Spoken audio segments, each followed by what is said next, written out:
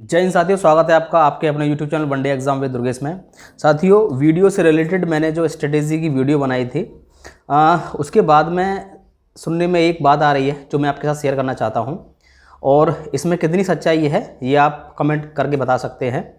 जो ये न्यूज़ निकल के आ रही है वो वीडियो री एग्ज़ाम 2018 वाले बच्चों के लिए एक बैड न्यूज़ भी हो सकती है।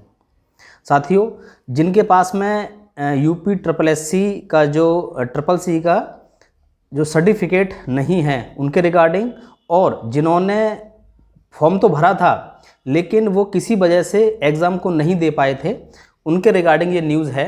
न्यूज़ में क्या है कि आयोग की तरफ से ये कहा जा रहा है कि आयोग के पास में सफिशिएंट फंड तो है, लेकिन वो चाहता है कि इसमें भी कॉस्ट कटिंग की जाए। वो कैसे कि जो वैकेंसी थी उस समय पे इसमें 14 लाख फॉर्म भरे गए थे और बच्चों ने एग्ज़ाम दिया। तो इसमें कुछ बच्चे ऐसे थे जिन्होंने फॉर्म तो भर दिया था लेकिन एग्ज़ाम नहीं दिया था। तो सुनने में आ रहा था कि वो बच्चे भी अब एग्ज़ाम देंगे। तो आयोग चाहता है कि जिन्होंने पहले एग्ज़ाम नहीं दिया था वो बच्चे अब इस एग्ज़ाम में नहीं बैठेंगे। और दूसरा, जिनके पास में ट्रिपल एस सी का सर्टिफिकेट उस डेट के बाद में है, जो डेट उसमें डिसाइड की गई थी उस डेट के अगर बाद का सर्टिफिकेट है तो उनसे फॉर्म भरा जाएगा।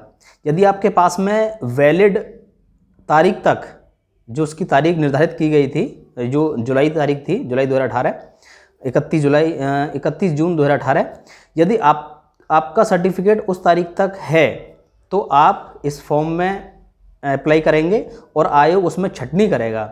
यदि आप उसमें उस क्राइटेरिया में आते हैं तो आप एग्ज़ाम दे पाएंगे, और यदि आपका सर्टिफिकेट उस तारीख तक वैलिड नहीं है या फिर उस तारीख तक आपका बना नहीं है, उसके बाद की डेट वाला है, तो आप उस एग्ज़ाम को नहीं दे पाएंगे। एक तो ये बात निकल के आ रही है। और दूसरा ये कि जिन्होंने भी एग्ज़ाम में फॉर्म तो भरा था लेकिन वो किसी वजह से एग्ज़ाम को अटेंडेंस में नहीं थे, वो एग्ज़ाम को अटेंड नहीं कर पाए थे, तो वो दोबारा से इस एग्ज़ाम को नहीं दे पाएंगे। ये न्यूज़ निकल के आ रही है। और आयोग चाहता है कि यदि इस तरीके से कुछ बच्चे कम हो जाएंगे तो उसको जितने 14 लाख सीटों के लिए रिजर्व करना था स्कूल्स वगैरह, वो उनको घटा करके कुछ लाख उसमें कमी आएगी, जिससे उनका जो फंड है, जो पैसा है, वो भी कम खर्च होगा। ये दोस्तों न्यूज़ है, इसमें कितनी सच्चाई है कितनी नहीं है ये आप थोड़ा सा कमेंट में, अगर आपके पास में ऐसी कोई न्यूज़ आती है तो बताइए, क्योंकि ये न्यूज़ दरअसल उनके लिए ख़राब है जो किसी वजह से किसी और एग्ज़ाम को देने चले गए थे और इस एग्ज़ाम को नहीं दे पाए थे।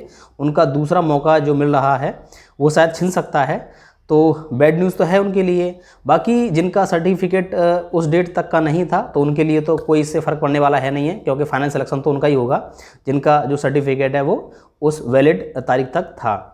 तो आपकी इसमें क्या राय है आप कमेंट बॉक्स में लिख के बता सकते हैं, और जिसमें और भी कोई इसका अपडेट आएगा तो मैं आपको ज़रूर बता दूंगा।